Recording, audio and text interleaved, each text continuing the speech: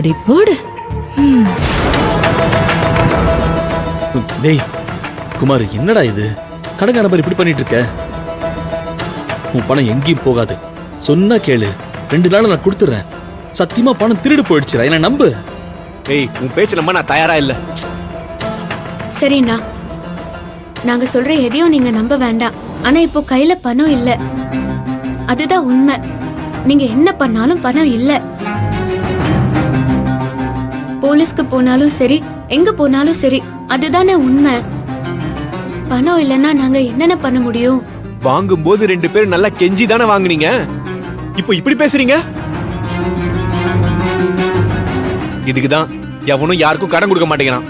இப்பதான் எனக்கும் அது புரியுது. ஐயோ அண்ணன், நீங்க எங்களை தப்பாவே புரிஞ்சிட்டு இருக்கீங்க. நாங்க அந்த அர்த்தத்துல சொல்லல. இப்போதைக்கு எங்க கிட்ட பணம் இல்ல, அத பறி கொடுத்துட்டோம். ஆனா உங்களுக்கு கண்டிப்பா பணத்தை ரெடி பண்ணி கொடுத்துருவேனா? எனக்கு கொஞ்சம் டைம் கொடுங்க. இங்க பாருமா, வேணுன்ற டைம் எல்லாம் உங்களுக்கு கொடுத்தாச்சு. சாயந்தரம் நான் வருவேன். எனக்கு என் பணம் வந்தாகணும். இல்ல ஃப்ரெண்டுன்னு கூட பார்க்க மாட்டேன். வேற மாதிரி ஆயிடும், ஜாக்கிரதை.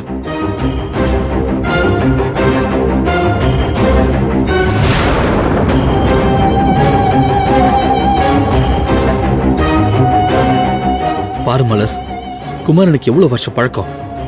ஆனா பணம்னது எப்படி எடுத்துரிஞ்சு பேசிட்டு போறான் பாரு. இல்ல, தப்பு நம்ம மேலதான். அவரை குறை சொல்றதுக்கு ஒண்ணும் இல்ல. அவங்க தேவை அவங்களுக்கு. இப்ப என்ன பண்றது மலர்? பணத்துக்கு எங்க போறது? குமார் அண்ணன் போலீஸ்க்கு போவேன்னு சொன்னதும் தான் எனக்கு ஞாபகம் வந்துச்சு. போலீஸ்ல நீ கம்ப்ளைண்ட் கொடுத்தியா? இல்ல மலர், எனக்கு அந்த டென்ஷன்ல எதுவும் தோணல. நேரா வீட்டுக்கே வந்துட்டேன். உன்கிட்ட ஆட்டோல வந்து புடுங்கிட்டு போனாங்கன்னு சொன்னல, அந்த ஆட்டோவோட அடையாளம் இல்ல நம்பர் ஏதாவது நோட் பண்ணியா? நான் நம்பர் நோட் பண்ணிருக்கேன் மலர். அது போதும் அர்ஜுன், நம்ம போலீஸ் ஸ்டேஷன் போய் கம்ப்ளைண்ட் பண்ணலாம். அவங்க பணத்தை கண்டிப்பா திரும்ப மீட்டு கொடுத்துருவாங்க. வா அர்ஜுன், போலாம்.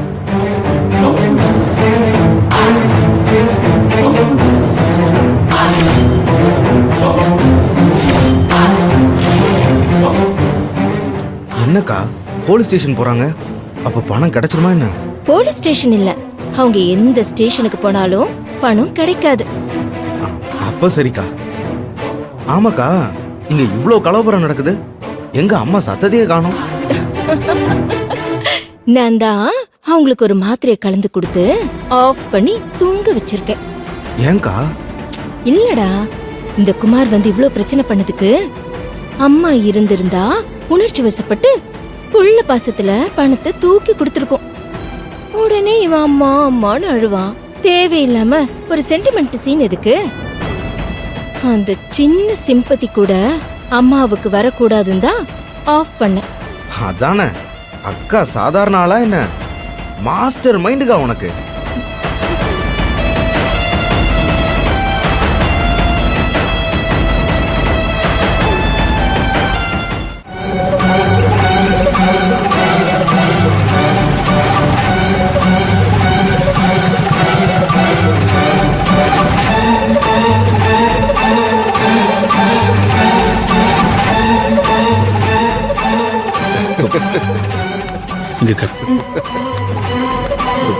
சார்,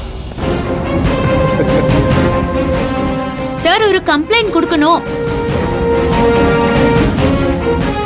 ஆமா, நீங்க அந்த மருந்து கேஸ் பார்ட்டி தானே?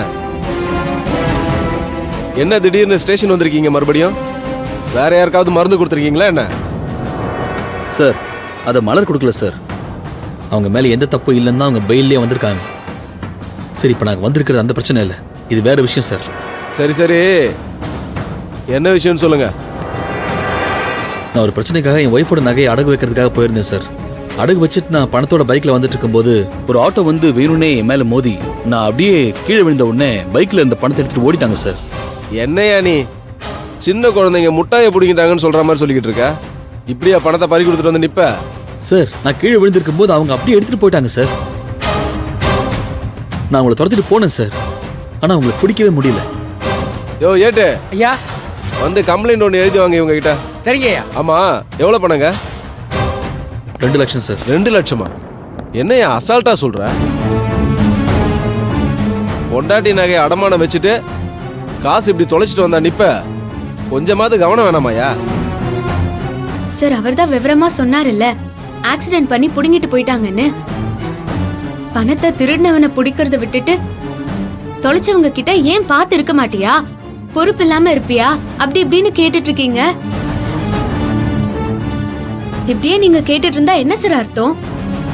யாராவது வேணும்னே தொலைப்பாங்களா? இல்ல இப்படி தொலைச்சிட்டு வந்து உங்க பேச்செல்லாம் கேட்டுட்டு நிக்கணும்னு எங்களுக்கு என்ன ஆசையா சார்? ஓ அப்படியா?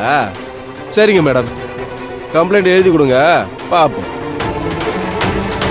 யோ ஏட்டு சொல்லுங்க அவங்க கிட்டே கொடுத்து கம்ப்ளைண்ட் எழுதி வாங்கிக்க. இந்தாங்க.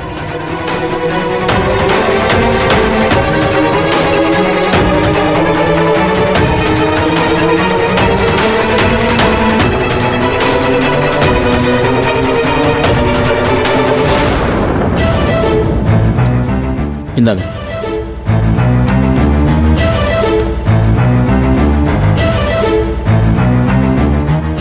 யோ கையெழுத்து யாரையா போடுவா? கையெழுத்து போடியா?